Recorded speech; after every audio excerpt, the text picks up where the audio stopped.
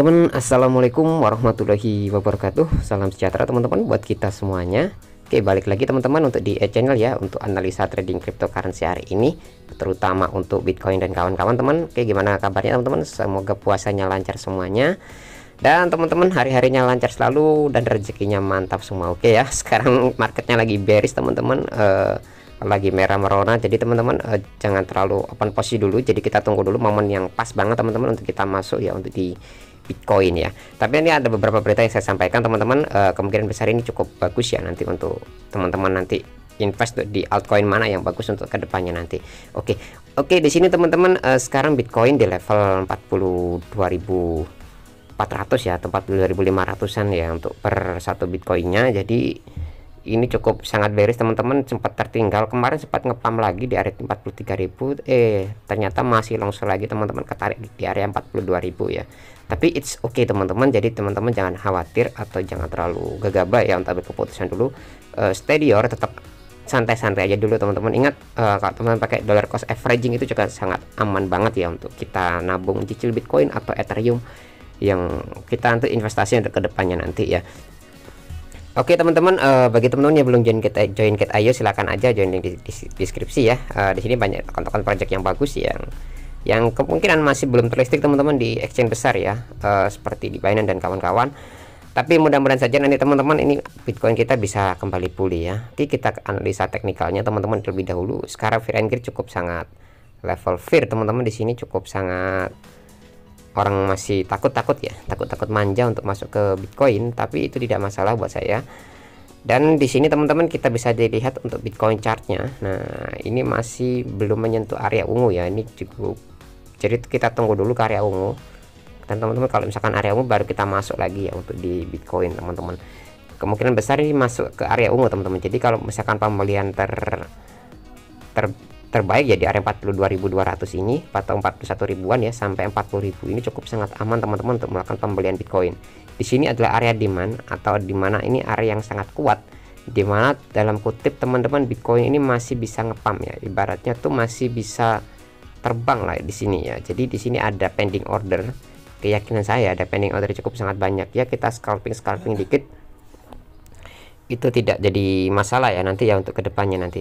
Oke, dan ini untuk di area daily-nya, tapi kita di area H4 atau di area 4 teman-teman, di sini 4 jam, dan 4 jam ini cukup sangat bearish.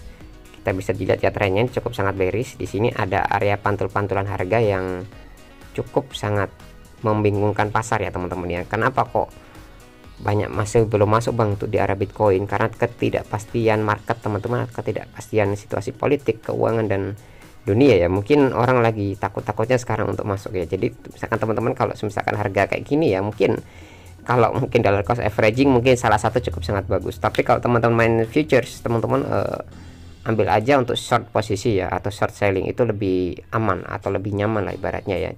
Tapi ingat teman-teman, semua keputusan keuangan ada di tangan teman-teman itu sendiri ya. Jadi kita lihat dulu untuk kedepannya, kemungkinan Bitcoin masih longsor teman-teman. Ini analisa saya, kemungkinan masih longsor.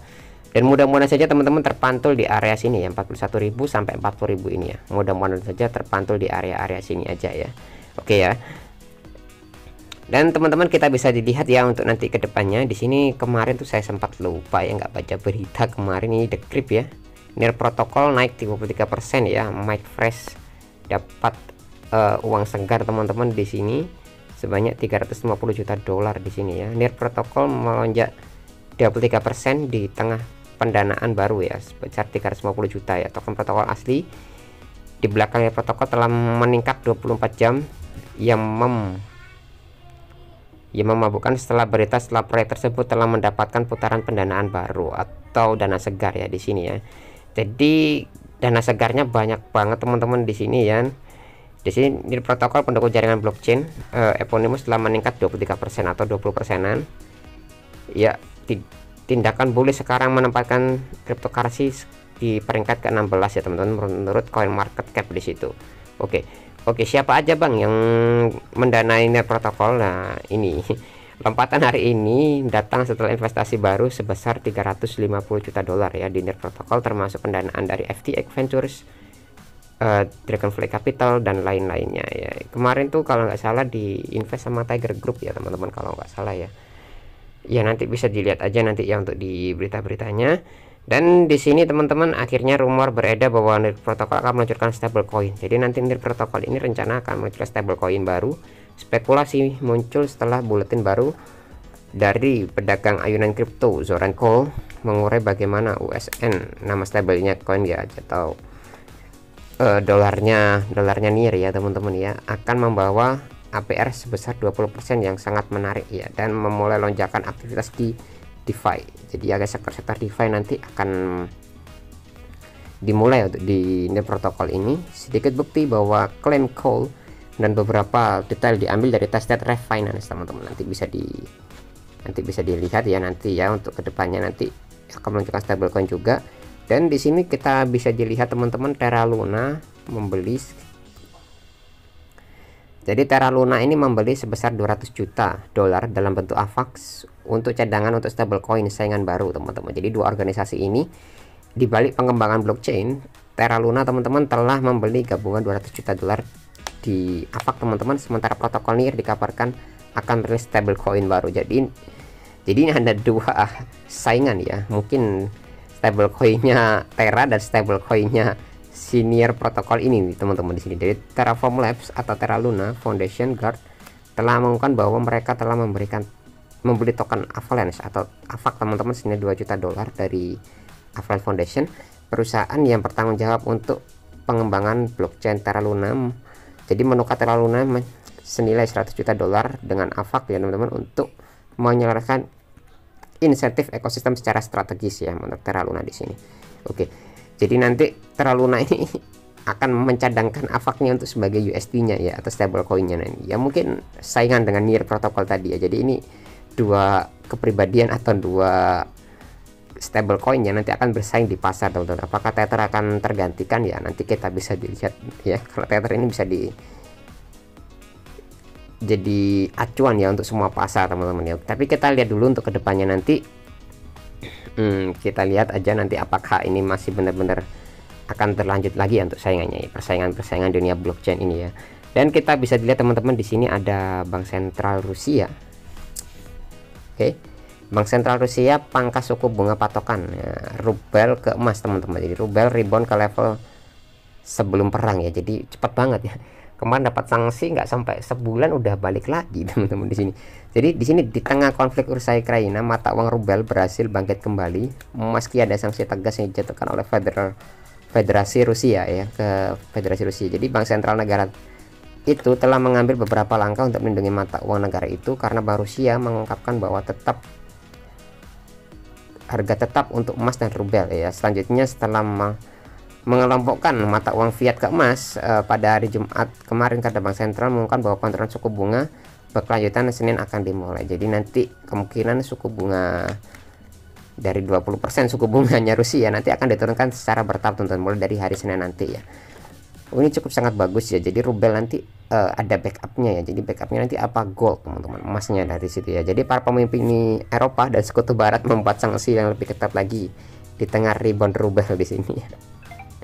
Kenapa teman-teman? Putin itu dia itu sudah memikirkan hal-hal yang matang teman-teman, dan sudah menstrategikan gimana negara-negara tersebut itu negaranya tidak inflasi terlalu parah ya. Jadi di sini Bank Sentral Rusia mematok harga rubel menjadi 5.000 untuk 1 gram emas. Jadi 1 gram emas itu harganya sekitar 5.000 rubel teman-teman di situ ya. Jadi 5.000 rubel tuh 1 gramnya kalau di sini 900.000 ya. Jadi backupnya itu patokannya emas. Ini cadangan emasnya Rusia itu bukan kaleng-kaleng teman-teman, itu banyak banget ya. Jadi mungkin AS ini sekarang agak ketar-ketir ya, udah dikasih sanksi nggak ngaruh juga ya. Mungkin strateginya mungkin agak kurang ya, mungkin ya dunia barat. Tapi mudah-mudahan saja teman-teman perang segera berakhir dan kita bisa ya hidup tenang lagi ya, bisa nyerok lagi koin dengan ya tanpa ada gejala-gejala politik yang ada di luar negeri ya di sini ya. Dan di sini teman-teman ada juga negara Honduras, jadi zona ekonomi khusus atau ya KEK lah teman-teman, kawasan ekonomi khusus ya untuk di kripto di Honduras mengadopsi Bitcoin sebagai legal tender ya. Mungkin akan mencoba beberapa kota yang nanti akan jadi legal tender untuk kripto ya. Jadi nanti di situ nanti akan tumbuh blockchain atau ekosistem teman-teman untuk perdagangan di ya mungkin beli Alfamart ya atau Indomaret di sana ya, untuk beli dengan Bitcoin atau dengan Ethereum atau dengan Shiba, Doge, terserah ya teman-teman. Nanti itu akan menjadi kawasan ekonomi, akan menjadi uji coba yang nanti untuk uji coba kripto ini benar-benar bisa berjalan nggak di kota ini. Kalau misalkan oke berjalan, nanti di negara-negara di kota-kota lain akan rasanya akan juga sama ya. Untuk di negara Honduras ini teman-teman, ini cukup sangat bagus. Dan ya mungkin Honduras ya negara berkembang, tapi mungkin mengikuti jejak El Salvador mungkin ya. Mudah-mudahan saja seperti itu nanti. Dan di sini teman-teman ada prediksi juga, jadi Bitcoin dapat menuju ke 56.000 US dollar jika menembus level resistensi utama ini ya. Nanti kita bisa baca. Jadi level resistensi utama itu di area 46.000 yaitu ini ada gambarnya ya dan analisanya juga. Itu kemungkinan besar akan naik lagi, terbang ke atas ya teman-teman. Jadi kalau tembus 56.000 kemungkinan besar akan naik ke area ke 56.000 ya. Ini bukan analisa saya, ini analisa dari yang lain. Apakah ini tanda-tanda akan kemunculan epic comeback ya untuk Bitcoin dan kawan-kawan ya. Oke teman-teman, mudah-mudahan saja segera terpantul ya ini ke atas kembali, dan secepatnya ya akan rilis juga ya untuk kedepannya. Mungkin efek suku bunga Bank Amerika kemarin membuat Bitcoin naik. Kalau ini suku bunganya naik lagi, kemungkinan besar akan naik lagi teman-teman untuk Bitcoinnya. Jadi kita berdoa saja suku bunga Amerika naik kembali ya. Jadi Bitcoin akan segera pulih. Karena apa? Mereka itu sekarang dihantui inflasi teman-teman. Karena mereka kemarin tuh habis cetak uang besar-besaran ya. Kalau mereka tidak diimbangi dengan menaikkan suku bunga ya, otomatis teman-teman inflasi akan berkelanjutan. Apalagi harga minyak bumi ya, atau harga BBM ya, Pertalite atau premium di sana itu sudah naik teman-teman, atau gasolinnya mereka ya. Oke teman-teman, cukup sekian dari saya nih, kurang lebihnya mohon maaf teman-teman. Kalau ada teman-teman ada tambahan silahkan tambahkan aja di kolom komentar ya. Oke, sekian dari saya Edo teman-teman. Selamat beraktivitas kembali, semoga puasanya lancar semuanya. Oke, see you di next video ya.